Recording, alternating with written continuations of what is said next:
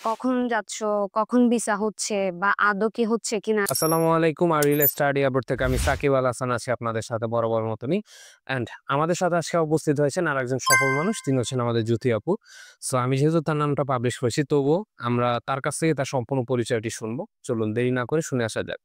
আপু, আপনার পরিচয়টি যদি আমাদের স্টুডেন্টদের দিতেন।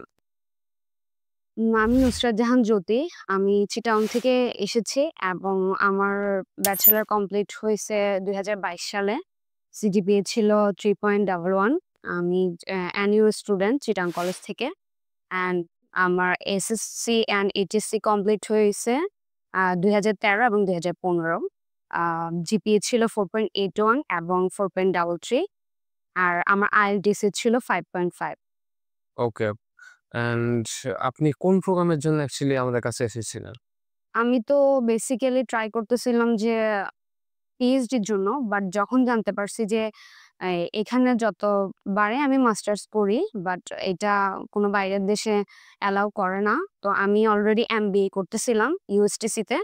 বাট যখন শুনছি যে আমার বাইরে মাস্টার্সটা কমপ্লিট করে দেন আমি পিএইচডি করতে পারবো, সেজন্য আমি এমবিএটা ওখানেই স্টপ করে দেন আমি মাস্টার্স প্রোগ্রামের জন্য আপনাদের কাছে আসছিলাম। ওকে। আর আপনি মাস্টার্সের ই-ভিসার জন্য প্রিপেয়ার্ড হচ্ছিলেন? জি। ওকে আপু। অ্যান্ড আমি যদি ভুল না করি আপু, আপনাদের সাথে আমাদের জার্নিটা অলমোস্ট ৪ মাসের। অলমোস্ট না, ৪ মাসের একটু বেশি বলা যায়। ৪ মাস। সহজ হচ্ছে, এবার ইমিগ্রেশন একটু ঝামেলার কারণে আমরা যেটা আপনাদের প্রমিস করেছিলাম যে ৫ তারিখের মধ্যে হয়তো আপনি ভিসা পেপার পাবেন। ১০ থেকে ১২ তারিখ বা ১৫ তারিখে ফ্লাই করবেন, ২৫ তারিখ থেকে ক্লাস শুরু। তো এই মুহূর্তে আমি যখন বসে আছি, এটা অলমোস্ট ২৫ তারিখ বা ২৫ তারিখে দুপুরে আমরা বসে আছি। তো দেখা গেছে যে ২০ দিনের মতন একটা টাইম হেরফের হইছে। তো ২০ দিন অ্যাকচুয়ালি আপনার মেন্টাল স্টেট কেমন ছিল? মেন্টাল স্টেট বলতে এটা অনেক বেশি খারাপ ছিল। কারণ ফ্যামিলিও সবাই আস্ক করতেছে, কখন যাচ্ছ? কখন ভিসা হচ্ছে বা আদৌ কি হচ্ছে কিনা?" কারণ এটা আমি ফার্স্ট টাইম। তো একদিকে চিন্তা ছিল যে আমি এমবিএটা স্টপ করে রাখছি। তো এখন আমি চিন্তা করতেছিলাম যে আমি কি ভুল ডিসিশন নিয়ে ফেলছি? হয়তো আমার এমবিএটা কমপ্লিট করে ফেললে মেবি ভালো হতো যদি আমার ভিসাটা না হয়। এখনো তো কোনো ডিসিশনে পাচ্ছি না। তো একটা নেগেটিভিটিও কাজ করছিল। বাট আপনাদের উপর সিফাত ভাইয়ের উপর অনেক ট্রাস্ট ছিল। আর হিলার উপরও অনেক ট্রাস্ট ছিল যে না, উনাদের কাছ থেকে হয়তো আমি ভালো কিছুই পাবো ইনশাল্লাহ। তো শেষ মুহূর্তে এসে দেখলাম যে না, ভালো ফলাফলই পাইছি। ইনশাল্লাহ ভিসা হইছে। অ্যান্ড এখন হওয়ার সাথে, সাথে এখন ফ্লাইট নিয়ে মানে দৌড়াদৌড়ি আচ্ছা। এই। আ ডকুমেন্টেশন এর একটা বিষয় আসে যে সাউথ কোরিয়ার ডকুমেন্টেশন আর রাশিয়ার ডকুমেন্টেশন হিউজ পরিমাণ বেশি থাকে। সো আপনার আসলে আমরা যেটা করতাম যে ১৩ থেকে ১৮ টা পর্যন্ত একটা লিস্ট ধরায় দিতাম। সো এত বড় লিস্ট দেখে অ্যাকচুয়ালি আপনি প্যারা খাইছেন কিনা? না, আমি এই ব্যাপারে কোনো প্যারাই খাই নাই। কারণ আমার এত বেশি কোনো ডকুমেন্টেশন লাগে নাই। আর যা লাগছে সবকিছুতে আমাকে সাপোর্ট দিছে সিফাত ভাই। আমার কোনো কিছুই করতে হয় নাই। জাস্ট আমার যে অরিজিনাল ডকুমেন্টস গুলি ছিল আমি উনাকে এগুলা দিছিলাম। এরপর বাকি যা লাগছে ওগুলা উনিই করছে। সো আপনার ফ্লাইট অলমোস্ট ২৮ তারিখ রাত্রে। আপনি হুম। ২৮ তারিখ যাচ্ছেন। অ্যান্ড এই অনুভূতিটা কিরকম? মানে আপনি আপনার দেশ ছাড়ছেন যেখানে আপনি প্রায় ২০ থেকে ২৫ বছর বা ২৬ বছর স্টে করতেছেন। আপনার ফ্যামিলি আছে।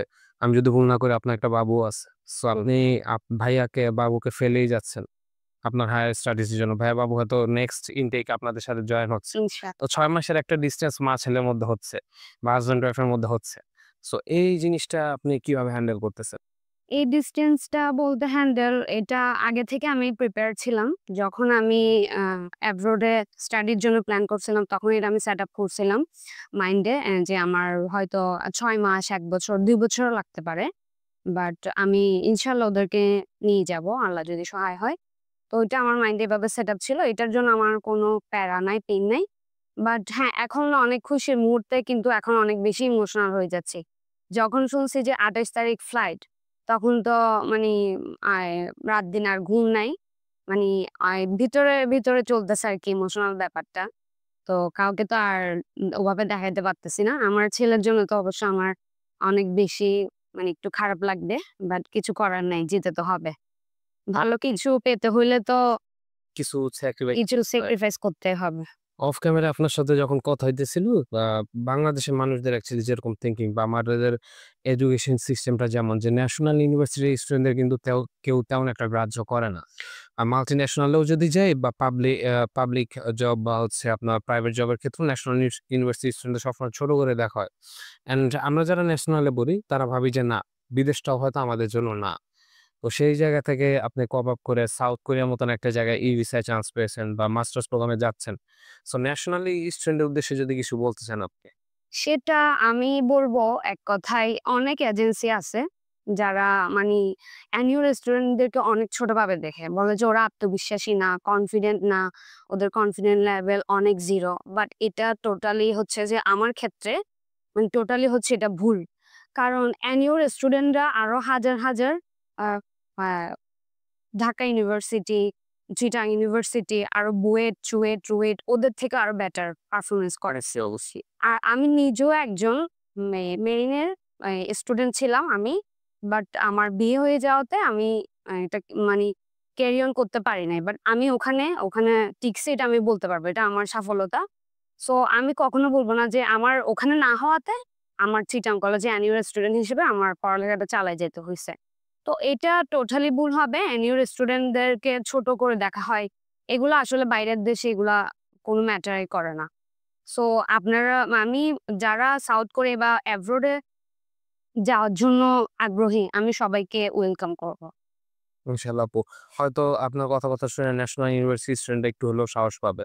অ্যান্ড আমাদের কাছেও হিউজ পরিমাণ ন্যাশনাল ইউনিভার্সিটি স্টুডেন্টের নক আসে। ১ম এ তারা আমাদেরকে বলে যে রেজাল্ট হয়তো ফার্স্ট ক্লাস, বাট তারপরেও বলে যে আদৌ আমার ফাইলটা প্রসেস হবে কিনা বা মাঠে গড়াবে কিনা। এখন কথা হচ্ছে আ ন্যাশনাল ইউনিভার্সিটি আমি যদি বাংলায় এভাবে ট্রান্সলেট করি জাতীয় বিশ্ববিদ্যালয়। সো আমাদের এই নামের ভ্যালুটা কিন্তু বাইরের দেশে প্রচন্ড বেশি। অবশ্যই পাবলিকের স্টুডেন্টরা অনেক আগায় থাকবে। কিন্তু ন্যাশনাল ইউনিভার্সিটির একটা সমস্যা হচ্ছে আমরা আ পাবলিকে পড়ুয়া স্টুডেন্টের মতন বা প্রাইভেট পড়ুয়া স্টুডেন্টের মতন কিন্তু সুযোগ সুবিধা পাই না। যার কারণে সবসময় হেয় লাগে। আমরা কনফারেন্স রুম নেই, আমাদের সেমিনার রুম নেই বা হচ্ছে দেখা গেছে আমরা প্রেজেন্টেশন দিচ্ছি না। যার কারণে আমাদের সবসময় কমিউনিকেশন এ একটা গ্যাপ থাকে। আমরা কারো সামনে যেয়ে কমিউনিকেট করতে পারি না। বাট তার মানে এটা না যে আমরা বাইরে যেতে পারব না। এই জিনিসগুলো নাই দেখে বাইরে যেতে পারব না। আমাদের সবসময় আত্মবিশ্বাস থাকা উচিত এই পারপাসে যে আ ইন ফিউচার হয়তো আমার রেজাল্ট যদি ভালো হয় আমি ভালো একটা স্টেটে দাঁড়াইতে পারবো। সো যে সমস্ত ন্যাশনাল ইউনিভার্সিটির ভাই-বোনরা আমাদের নক দিয়ে বলেন যে ফাইল এলিজিবল কিনা? আমি তাদের উদ্দেশ্যে বলতে চাই যে হ্যাঁ, ফাইল অ্যাকচুয়ালি 2.50 পাইলে এলিজিবল থাকে। বাট আপনারা জাস্ট এতটুকু কনফিডেন্স রাখেন যে নেক্সট টাইম যাতে এই কথাটা বলতে না হয়। কারণ আপনারা যখন আমাদের জিজ্ঞেস করেন এলিজিবল কিনা, আমাদেরও তখন অ্যাকচুয়ালি ইমোশনালি একটা ব্রেকডাউন হয়। যে এত সুন্দর রেজাল্ট হওয়ার পরেও তারা আমাদের এই কথা জিজ্ঞেস করছে। সো জুথি আপু ন্যাশনাল ইউনিভার্সিটি স্টুডেন্ট হওয়া সত্ত্বেও খুব কনফিডেন্স ছিলেন। অ্যান্ড সাউথ কোরিয়া মাস্টার্স প্রোগ্রামের ভিসায় উনি বর্তমানে ভিসা হাতে নিয়ে বসে আছেন। হয়তো ২৮ তারিখ উনি ফ্লাই করছেন। আপনারা সবাই আপুদের জন্য দোয়া করবেন। আমার স্টুডেন্টদের জন্য দোয়া করবেন যাতে তারা সেফলি ল্যান্ড করতে পারে। অ্যান্ড আপু শেষমেশ যদি কিছু বলতে চান স্টুডেন্টদের উদ্দেশ্যে। সবশেষ আমি এটাই বলবো, আ আমি এই আমি যেখানেই পড়ি না কেন, বেসরকারি বিশ্ববিদ্যালয় বা সরকারি বিশ্ববিদ্যালয় বা জাতীয় বিশ্ববিদ্যালয় যেখানেই পড়ি না কেন, সেটা কোনো ম্যাটার না। ম্যাটার করে আপনার রেজাল্ট আর আপনার কনফিডেন্স। সো আপনার রেজাল্ট যদি ভালো থাকে, আপনি যদি কনফিডেন্ট থাকেন তাহলে অবশ্যই আপনি আসবেন। আপনি বাইরে পড়াশোনার ব্যাপারে চিন্তা করবেন। আ দেন ওয়েলকাম সবাইকে। আ আপু শুরু থেকে শেষ পর্যন্ত আ যে অ্যামাউন্টটা আমরা বলে আসছিলাম ৬,০০,০০০ সামথিং। সো এই জিনিসটা হচ্ছে আপনি কথায় কাজে ঠিক পাইছেন কিনা? আমরা কি কোনো হিডেন চার্জ এড করছি বা কোনো এক্সট্রা চার্জেস কি আপনি ফেস করছেন? যার কারণে আপনার সমস্যা হচ্ছে?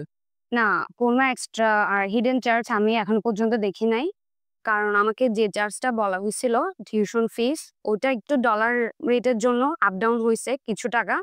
বাট অতটুকুই ছিল। আর এরপর আমার কোনো চার্জই নেয়া হয় নাই। আর এখন তো ফ্লাইট টিকেটটা একটু প্রাইস বেশি। তো ওইদিকে আমার একটু টাকাটা একটু বেশি যাচ্ছে আরকি। আর না হয় ওভারঅল সবকিছুই ঠিক আছে। আসলেই আর্হিলার উপর ট্রাস্ট রাখা যায় কিনা? অবশ্যই রাখা যায়। সেটা শুধু উনারা বললে বা আমি বলব এটা কোনো কথা না। এটা আমি নিজ থেকে বলতেছি। কারণ আমি তো অনেক দূর থেকে আসছি। বেসিক্যালি চিটাগং এ সাউথ কোরিয়া নিয়ে কাজ করে এজেন্সি খুব কম। আমি দেখি নাই। মেবি একটা দেখছিলাম।